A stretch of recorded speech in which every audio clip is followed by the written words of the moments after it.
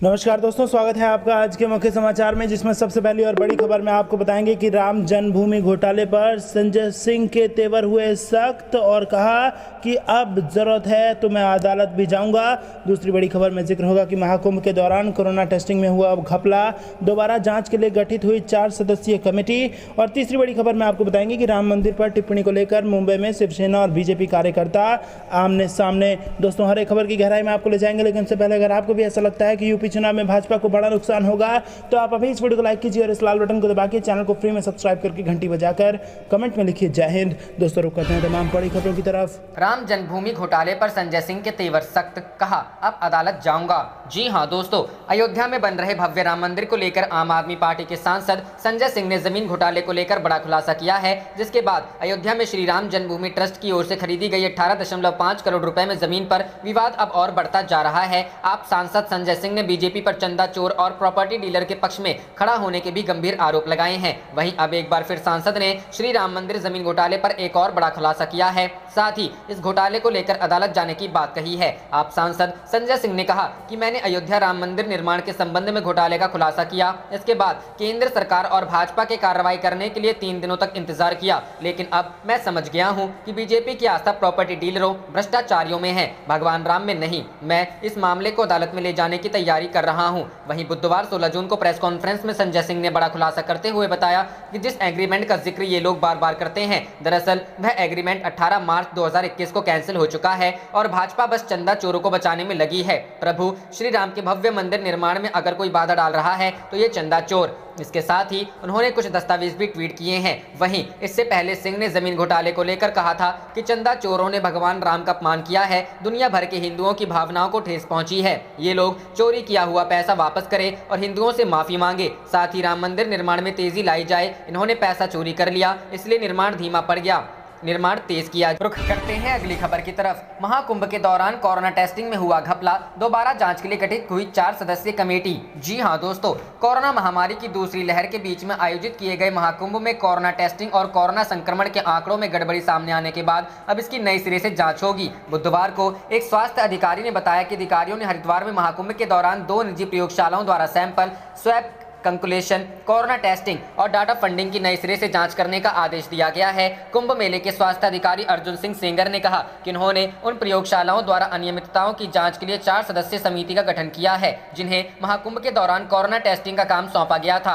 अर्जुन सिंह ने कहा कि ये बात सामने आई है कि कुंभ के दौरान कुछ लैब द्वारा गलत डेटा को सूचीबद्ध किया गया। हम इस मामले की जाँच कर रहे हैं और समिति की सिफारिशों के अनुसार उचित कार्रवाई की जाएगी। आपको बता दें कि कुंभ मेला स्वास्थ्य विभाग ने कोविड-19 टेस्टिंग के लिए हरिद्वार, देहरादून, रुड़की और हरियाणा की 11 लैब को सूचीबद्ध किया था। इनमें से हरियाणा की 2 प्राइवेट लैब ने कुंभ के दौरान 1 लाख से अधिक रैपिड एंटीजन टेस्ट किए थे। इनमें से ज्यादातर टेस्ट नेगेटिव। रुख करते हैं अगली खबर की तरफ। राम मंदिर पर टिप्पणी को लेकर मुंबई में शिवसेना और बीजेपी कार्यकर्ताओं आमने सामने आए। जी हाँ दोस्तों, आज सामना के संपादकीय में राम मंदिर को लेकर बीजेपी की खिंचाई की गई है, जिसके बाद बीजेपी यूथ विंग के कार्यकर्ता दादर में शिवसेना के मुख्यालय की ओर प्रदर्शन के लिए जा रहे थे। इस दौरान रास्ते में ही पुलिस ने उन्हें रोक लिया। इस दौरान बीजेपी यूथ विंग के कार्यकर्ताओं ने शिवसेना, मुख्यमंत्री उद्धव ठाकरे और सोनिया गांधी के खिलाफ जमकर नारेबाजी की। पुलिस ने सभी कार्यकर्ताओं को गाड़ी में भरकर मौके से लेकर दूर चली गई। इस दौरान भारतीय जनता युवा मोर्चा के कार्यकर्ताओं ने राम मंदिर के समर्थन में और जय श्री राम का नारा लगाते रहे। बीजेपी के कार्यकर्ताओं के शिवसेना भवन पहुंचने से पहले ही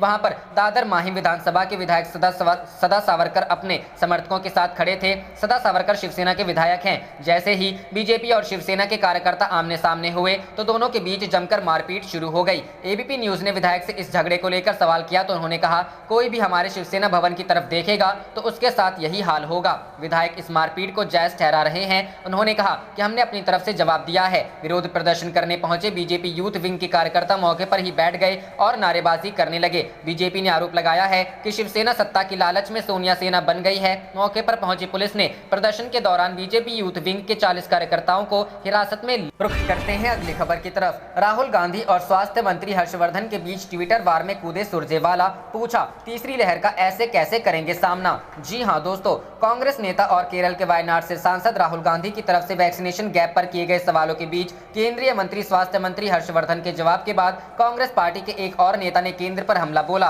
पार्टी के प्रवक्ता रणदीप सुरजेवाला ने कहा, सरकार और स्वास्थ्य मंत्री का पिछले 6 महीने के दौरान 16 जनवरी से 16 जून के बीच हिमालय कुप्रबंधन के चलते सिर्फ 3.51% आबादी को ही दोनों डोज लग पाई। औसतन वैक्सीनेशन पिछले 6 महीने के दौरान 17.23 लाख प्रतिदिन किया गया। सुरजेवाला ने एक अन्य ट्वीट में कहा, प्रतिदिन 17.23 लाख लोगों को प्रतिदिन वैक्सीन लगाने से 16 जनवरी 2024 तक यानी 944 दिनों में जाकर देश के सभी 94.50 करोड़ वयस्कों को कोरोना की वैक्सीन लग पाएगी। गौरतलब है कि इससे पहले राहुल गांधी ट्वीट करते हुए कहा था, देश को तुरंत व पूर्ण टीकाकरण चाहिए। मोदी सरकार की निष्क्रियता से हुई वैक्सीन की कमी को छुपाने के लिए बीजेपी के रोज के झूठ और खोखले नारे नहीं, पीएम की झूठी छवि बचाने के लिए केंद्र सरकार की लगातार कोशिशें वायरस को बढ़ावा दे रही है और जनता की जान ले रही है। राहुल के ट्वीट के बाद केंद्रीय स्वास्थ्य मंत्री हर्षवर्धन ने ट्विटर पर ही जवाब देते हुए कहा कि कोविशील्ड की डोज के बीच अंतराल बढ़ाने का फैसला पारदर्शी व वैज्ञानिक सबूतों पर आधारित है, लेकिन अतुल्य प्रतिभा के धनी कांग्रेस युवराज के ज्ञान के सामने तो आर्यभट्ट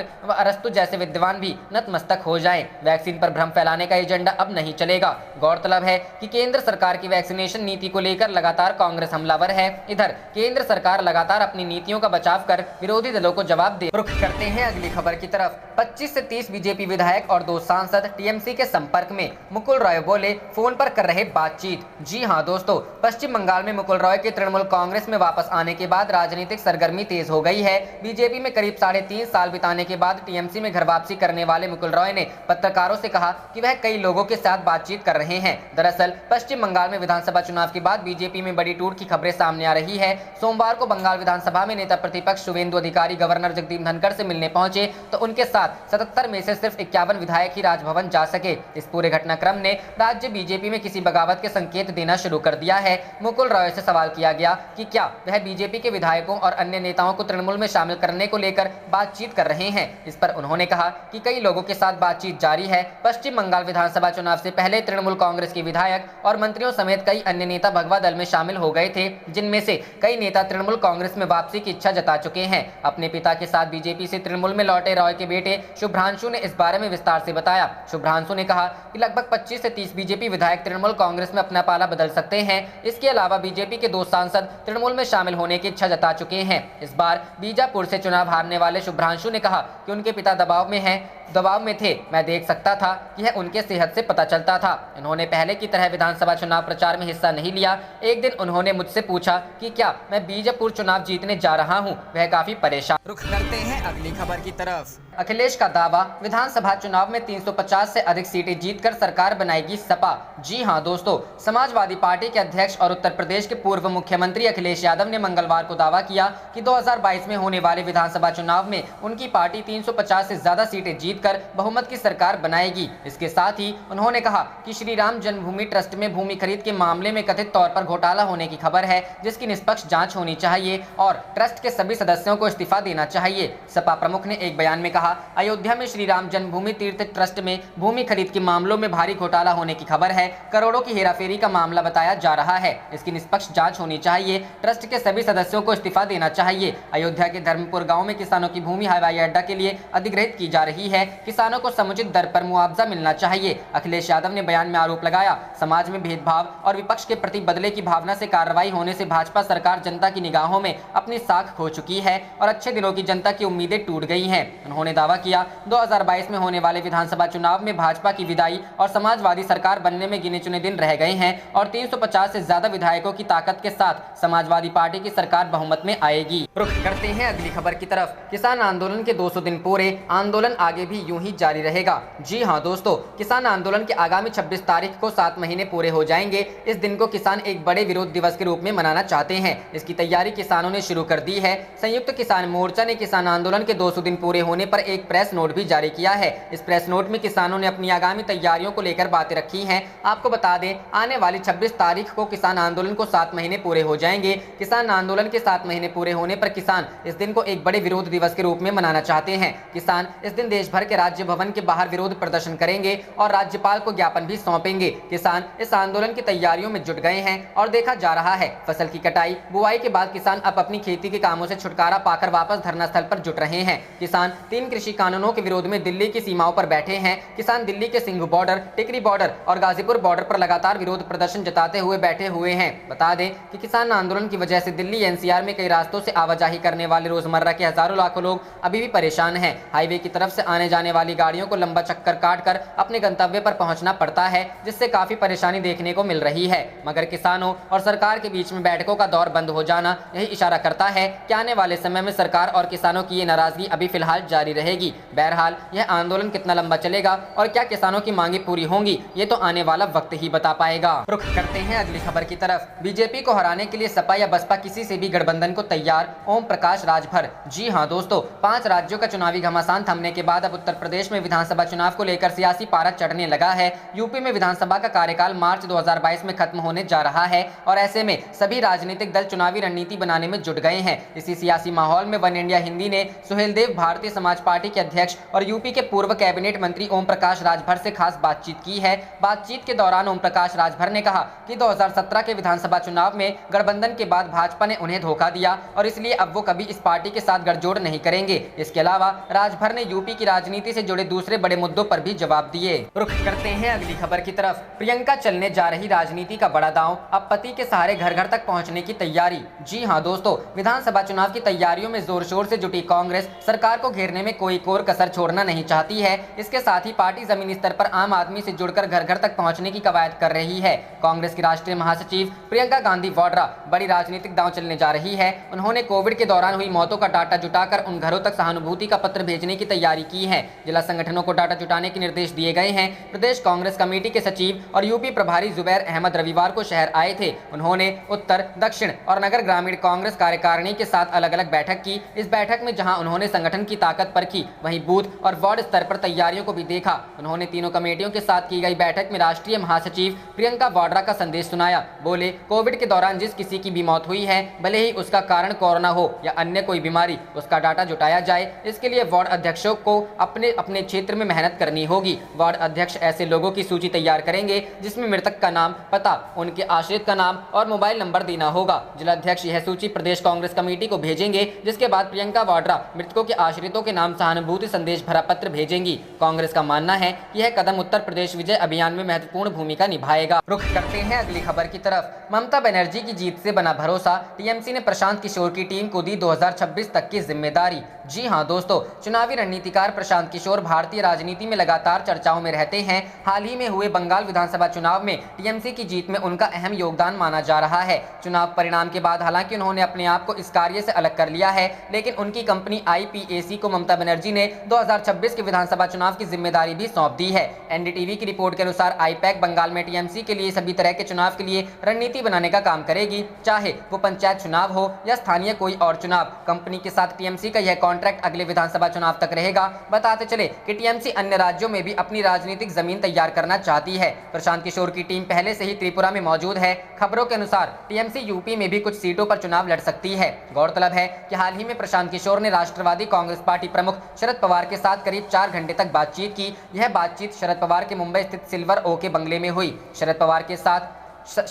के साथ हुई बैठक को लेकर यह कयास लगाए जा रहे हैं कि इस मुलाकात का मकसद 2024 के लोकसभा चुनावों में विपक्षी एकजुटता बनाने को लेकर है। हालांकि शरद पवार के भतीजे ने ऐसी किसी संभावनाओं से इनकार किया है। सूत्रों के अनुसार प्रशांत किशोर पश्चिम बंगाल और तमिलनाडु विधानसभा चुनाव में समर्थन करने वाली सभी नेताओं से मिलेंगे। इन चुनावों में ममता बनर्जी और एमके स्टालिन को शानदार जीत मिली थी। प्रशांत किशोर ही पश्चिम बंगाल में तृणमूल कांग्रेस और तमिलनाडु में द्रमुक के चुनावी रणनीति और प्रबंधन को संभाल रहे थे। प्रशांत किशोर ने इसी कड़ी में एनसीपी प्रमुख शरद पवार से मुलाकात की। राजनीति के कई जानकारों का मानना है कि प्रशांत किशोर एंटी बीजेपी क्षेत्रीय दलों को एकजुट करने पर ध्यान केंद्रित करेंगे। आने वाले समय में वो एमके स्टालिन और अरविंद केजरीवाल सहित कई अन्य नेताओं से भी मुलाकात कर सकते। रुख करते हैं अगली खबर की तरफ। किसान आंदोलन, बातचीत को सरकार नहीं तैयार, कुंडली बॉर्डर पर बढ़ने लगे किसान। चढ़ूनी बोले कुछ बड़ा करेंगे। जी हां दोस्तों, कृषि कानूनों के खिलाफ किसान पिछले 6.5 माह से आंदोलन कर रहे हैं। जनवरी के बाद से सरकार से किसानों की बातचीत बंद है। किसानों के पीएम नरेंद्र मोदी को चिट्ठी भेजने के बावजूद सरकार से बातचीत का रास्ता नहीं खुला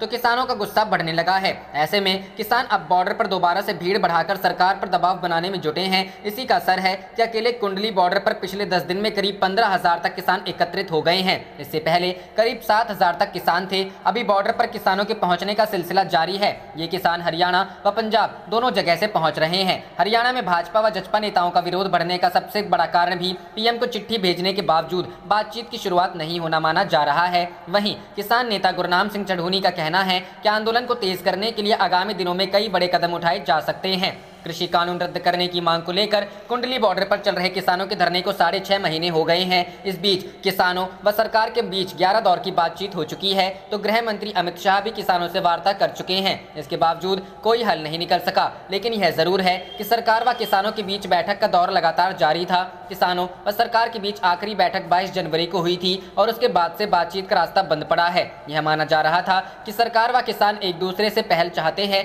लेकिन दोनों में कोई भी पहल करने को तैयार नहीं था। रुख करते हैं अगली खबर की तरफ। गलवान घटना पर सोनिया गांधी ने मोदी सरकार को घेरा, कहा अपने कदमों को लेकर देश को भरोसा दिलाए केंद्र। जी हां दोस्तों, कांग्रेस अध्यक्ष सोनिया गांधी ने गलवान घाटी में चीन के सैनिकों के साथ झड़प में 20 भारतीय जवानों की शहादत की पहली बरसी पर मंगलवार को कहा कि 1 वर्ष का समय गुजरने के बाद भी इस घटना से जुड़े हालात को लेकर स्पष्टता नहीं है तथा सरकार देश को विश्वास मिले और यह सुनिश्चित करे कि उसके कदम देश के जवानों की प्रतिबद्धता के अनुकूल रहे हैं।